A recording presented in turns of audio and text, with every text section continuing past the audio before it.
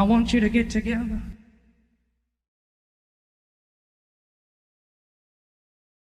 Something you had said on your show with Sam that really blew my mind was how the enemy will like use costumes to channel demons. Can you talk a little bit more about that? Like we're just on the other side of Halloween, and I know that's a big debate amongst Christians too. Like, should we celebrate Halloween? Like, is it innocent? Is it not innocent? You know, but I had never really thought about that dressing like something could be an invitation for them to come like into your body. So yeah, if you just want to talk about that a little.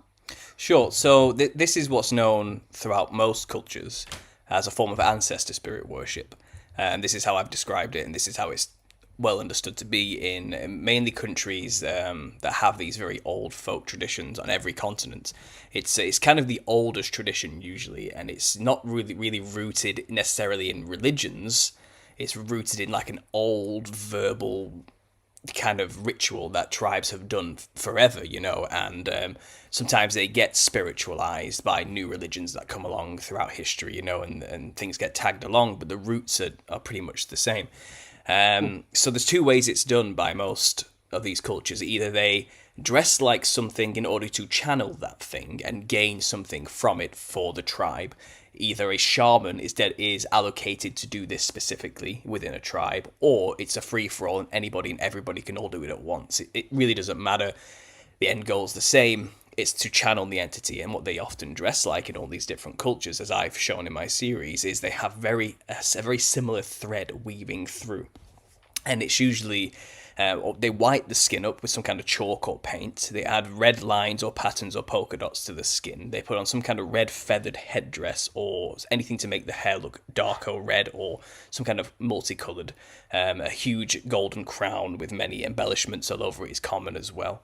And they wear extremely colourful psychedelic clothing. Now, what I've pretty much described there is a clown by a Western standard, but they all have their own stylistic, aesthetical differences, culturally relevant to each individual area. So, you know, they're talking about the same creatures they call ancestor spirits, because what they're referring to is not ancestors as we with the English language would consider that word to be. That's just kind of the only word we have for it, but it's not really what they mean. They don't mean grandma or granddad or your great uncles and aunties from the 1800s or something like that. They mean the ancient ones, the ones who built their culture and civilization that go way back. You know, the ones who built everything that they consider their worldview or structure, the creators of their reality. The Nephilim, the ancient kings and rulers, the only spirits, as I explained earlier, that are actually on the other side for them to channel, the disembodied spirits of the Nephilim from the biblical perspective. But they call them their ancestors. So like I said, they all dress in the same way. Like a clown in some level of, they all have their own levels of doing that. So that's one way of doing it. They dress like the thing to channel the thing. That is pretty much the most powerful, common used way of doing it. One really obvious example, which I think a lot of people will know about, is the Haiti, the Vodou culture in Haiti. They dress like something called Baron Samedi, and it's a particular Iwa or god of their pantheon, the father god or the son of the father god, Papa Legba. And it comes from an ancient African ancestor spirit worship culture, which went over to Haiti and then mixed with like French Catholicism and Freemasonry. So it became this very strange looking ritualistic thing where they specifically dress like these Iwas to channel them in order to gain strength, power, and fortune. And the famous image is the cane, top hat wearing, skull faced man with a cigar and some whiskey. Now, they drink the whiskey and smoke the cigar because that's what the demon enjoys having. That's their offering to them. And they do it with the sole intention to be possessed by the spirit of Baron Samedi. And they're open about it. They tell you that's what we're doing this for. But in quite a lot of cultures, they have this other thing. It's called Apotropaic. That's the way you describe this practice. And it's the idea that you can dress like the thing to scare it away or to ward bad spirits off. You dress like them to confuse them or something like that. And the video I'm making currently goes into this heavily and shows a lot of these Eastern cultures who believe that they're doing this to scare away the spirits. I contend that's just stupid. That does not make any sense. Dressing like a demon in the physical realm is not going to scare away a demon in the physical realm. give them some credit. They're not that stupid. Like we said earlier, they are thousands of years old. I do think there's a bit of a long con going on here. I think this is the idea that if we can convince these cultures that they have any form of control over us, then it keeps them thinking they have a level of power, therefore we can stick around, and we'll pretend to be scared away, so then they can keep dressing like us and keep those channels open. I think that's really what's going on, and I've had a few messages where people from these cultures are getting offended at me saying these things. And it's not like I'm not trying to cause offense by saying this, but it just seems like obvious from my opinion, from my perspective and my research, because there are plenty of these other cultures who do dress like demons with the sole purpose to be possessed by them. They're not scaring anything away. So why would it suddenly scare them away just in a different culture when they're all representing in their dress the exact same creatures? Because you can see the aesthetical similarities across all of them. So getting back to the modern Western clown, you'll find that this comes out of a long tradition of performing clowns known as the Commedia dell'arte movement that came out of Italy. Now, this performing troupe through the Middle Ages up into the 1600s, when it became popularised again, when theatre was allowed during that Renaissance period and that revival of artistry, you'll find they had these stock characters, and one of them was called Harlequin. Harlequin was picked up through the medieval period and added as a stock character by the 16th century. Because it represented the wild man of Europe. That's where they picked it up, because they were travelling from every country in Europe out of Italy, and they discovered they all have this ancient ancestor worship tradition where they dress up like a huge hairy animal monster thing with sharp teeth and a huge club. That's their version of ancestor spirit worship, of channeling or warding away the demons. That's their version. So they incorporated Harlequin based off the French version of the wild man called Helikins, and they added it into their troupe. And that's where we get Harlequin, the first proto-clownish demonic character. And then that through the 1700s to the 1800s, it progressed into the UK, and it became a part of the theatre of the United Kingdom through pantomime. And then, through the pantomime, you had the British clown, which was very different from the French clown, the Poirot, the basic white-garbed, black pom-poms, very sad figure. It was the British clown was more loutish and loud and like a bit of a drunk, a bit of a fool, a clodhopper, falling over all the time. The comedy came from him being foolish and silly. And by this point, Harlequin wasn't what he used to be. Harlequin used to be that character who was foolish and silly and evil and vicious and tricking people and being mischievous, But by this point, he was kind of a boring character who was just always chasing after this woman called Columbine. So there was a void. The demon character needed to come back, and Clown took that place in the British pantomime. So there was a role switch. So Clown embodies the character of the original Harlequin, who is based off of the wild man tradition of Europe, the ancestor spirit worship tradition, who venerate the Nephilim. So in a historical sense, he is literally a representation of a demon. Like that just goes without me saying. That's what he embodies in the way he acts. And that's who he's based off of historically throughout Europe. But there was a costume change done in the 1800s by a shady family called the Dibdins.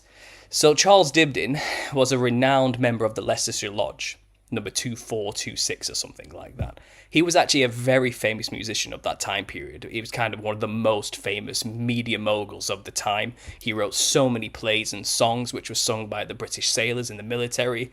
He kind of was equated with being the most important musician of the time because he kept the morale up for the wartime sailors, and they sang his songs on the boats, and he kind of was equated with being a brilliant man who helped bring our country to victory type of person, But he had a son by the same name called Charles Dibdin Jr., and he headed up the Sadler's Wells Theatre of that time, where the clown and this whole performance was happening. And he kind of hijacked the show. He came in and he said, I'm going to change everything. And this has never been done before, by the way. This is a brand new thing in the 1800s. For hundreds of years, the characters have dressed the same. They've always done the same things. Nothing's changed for centuries. But this son of a Freemason comes along and says, I'm going to change all the costumes. And he basically changes the way the clown dresses which used to be a boring, white, plain, nothing servant rag, into this psychedelic, monstrous-looking, fractal, multicoloured thing with the crazy wigs, and it was such a bizarre change. There was no reason to do that necessarily. It's a huge jump from boring, plain servant rags to extremely psychedelic, monstrous-looking clown imagery with polka dots everywhere. It was just, where was this inspiration coming from? And you'll find, he did a lot of traveling around India for a long time in that area, and so did his father, and the Freemasons are traveling men. That's what they do. They travel around and they pick up a thing or two and establish their lodges all over the place. And I think they would have witnessed a lot of this ancestor spirit worship in the Indic regions in Indonesia, let's say. And I think that's where he got the inspiration for his costumes. Because if you look at the demons and their representations all throughout that region, they look identical to the very first clown costumes. They're wearing the same ritualistic garb and the similar face makeup. So it seems like this son of a Freemason inserted into the most popular artistic form of that time, the theatre, a demon on stage to be venerated. And from that day, that image of a clown was picked up by everyone else. It became the standard. And the demon was inserted into the media that day through an idol known as Joseph Grimaldi, who performed the clown brilliantly. People loved his character. They were obsessed with him. He was a rock star of the day, and he was constantly dressed like a demon, and people idolized him. So other clowns who wanted to be clowns, mimicked his dress and the way he looked. He's often equated with being the father of modern clowns, the guy who invented the clown. He wasn't, though. He was just a patsy used to don the costume designed by a son of a Freemason who mimicked it from these ancestor spirit cult worshippers in the East. And he just brought it onto the stage. So it can be traced historically, but it's not talked about. I've kind of uncovered all this, and I'm trying to show historically something dodgy happened at this time period. There was no reason to change the costumes. It was well established for hundreds. People say he was trying to make his mark on the scene to establish himself in the world of theatre as somebody to take seriously or something, but no, it's too obvious. Because there's a particular demon in Bali called the Kala Sungsang, and this is called that translates to upside down demon.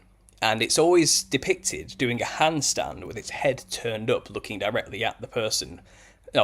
Basically, like his head is the crotch, basically, staring at you with his feet in the air. And you find that a lot of artwork was made of Grimaldi wearing the clown costume, drawings and paintings of him in the exact same position, showing the exact same expression, looking the exact same way. So I think it was a literal takeaway from Bali culture specifically, actually, just south of Indonesia, one of the islands there. And if you look at all the masks in that region of the demon masks, they look just like clowns with white faces, big red lips, but they have fangs sticking out, strange patterns on the face, you can trace it exactly where they came from. And since that day, from then on, circuses became a thing. The clown was adopted into the circus, and you find that all the the original circuses, were created by Freemasons. The Ringling Brothers and the P.T. Barnum and Bailey, they were all Freemasons. All the brothers were Freemasons, and they even combined together to do a show together called The Greatest Show on Earth, And it was called King Solomon and the Queen of Sheba. Now, Freemasons are obsessed with King Solomon. They're obsessed with him. They want to keep building his temple, They want to rebuild Solomon's temple in every way, shape, or form. A lot of the rituals revolve around him. They consider him maybe one of the first master masons, but it also goes all the way back to Nimrod as well. He was considered one of the first original masons, and it's very strange, but the two pillars, Yakin and Boaz, are associated with King Solomon's temple. And Yakin and Boaz, the two pillars, are said to be the pillars that survived after the flood. Gary Wayne talks about this. They were the pillars that had the knowledge which corrupted mankind, inscribed on them in language, in hieroglyphs, created by Enoch, the bad, from Cain's lineage. And it's just, that's all secret societies have to link back to this ancient antediluvian serpent worship, veneration of fallen angels and Nephilim gods, And these Freemasons who have this background and this belief and veneration of demons created something called a circus. Well, if you look at a circus, it's just an analogy for a Freemason ritual. It's you have the ringmaster with the top hat within a lodge. The grand worshipful master of the lodge, the leader of the rituals, is the only one allowed to wear a black top hat, just like the ringleader in a circus. The ringleader orchestrates the clowns, well, the grand worshipful master in a lodge orchestrates the ritual which venerates and worships and channels demons. It's the same analogy, you know, but they've just transferred it into a huge grand spectacle and gets the public involved in the ritual. And circuses were a big deal back then. If the circus came to town, you went. What else were you going to do? There was no TV or any of this. You would go, you know, everyone else is going. And the circus itself is kind of like a, you know, a psychedelic place, you know, full of fractal patterns and designs and spinning light wheels and carousels and all this, and there's flashing lights everywhere. I think it is a tongue-in-cheek representation of this DMT realm where the clowns reside, where the jesters reside, where the demons are. They're trying to create physical representations of spiritual concepts because that opens up channels, it opens up portals, it gives the demons the ability to manifest here physically through the channels that are created who wear the costume, or, you know, in a sense, create an environment, an entire environment like a circus, which would then manifest that spiritual concept into the physical and allow more channels to be open. It seems like that's what was going on. Today, circuses are old news. They're old-fashioned. They don't really happen anymore. We have TV now. The clowns are on television. The clowns are singing to us in the charts, you know. All the famous people dress like clowns, or they at least red the hair up, white the skin up, put bright red lipstick on, or some kind of crazy multicolored clothing on, or something, because they are doing the same thing. They are channeling. I want you to get together